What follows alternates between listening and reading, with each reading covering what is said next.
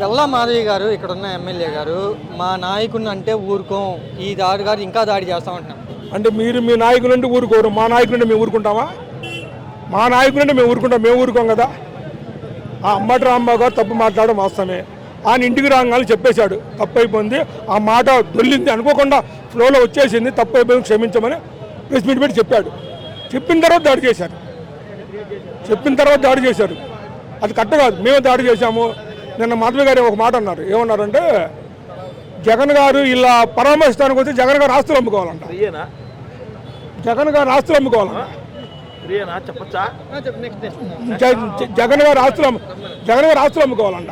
అంటే జగన్ గారు ఆస్తులు అంటే ఇలా పరామర్శిస్తానికి వచ్చి జగన్ గారు ఆస్తులు అయిపోతాయంట ఆమె చెప్పడం. నేను పరామర్శ వస్తే మళ్ళీ మేము దాడి చేస్తామని చెప్తున్నారు. ఆమె రెచ్చగొడుతున్నారు. ఒక ఎమ్మెల్యే ఉండి ఆమె రెచ్చగొడుతున్నారు.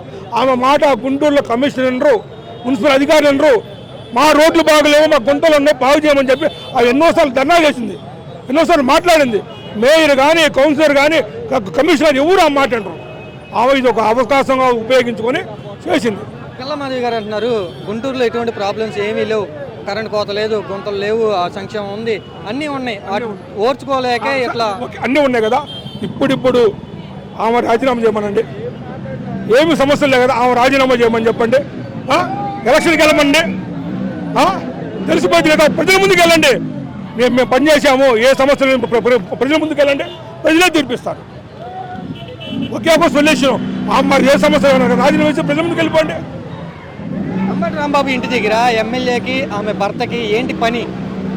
ఎవరు భర్తకి? అంబటి రాంబాబు గారి ఇంటి దగ్గర గల్లా మాధవి గారికి ఆమె భర్త గారు కూడా ఇంటికి వెళ్ళారు కదా, వాళ్ళకి అక్కడ ఏంటి పని అసలు? దాడి చేయడానికి అంటే అంబటి రాంబాబు గారిని చంపేయాలన్నా? ఇంట్లో ఆడవాళ్ళు ఉన్నారు, పసిపిల్లలు ఉన్నారు.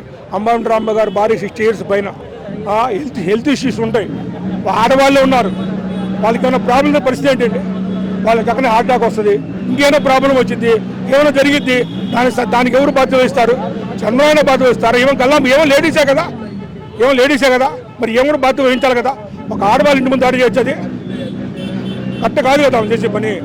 అని అన్నాడు కట్ట కాదామా. ఇప్పుడు ఆమెను బలి పశువులాగా వాడుకుంటున్నారు ఆమెని. ఇది ఒక్కరు అయిపోతే ఆమె బలి పశువు అయిపోద్ది.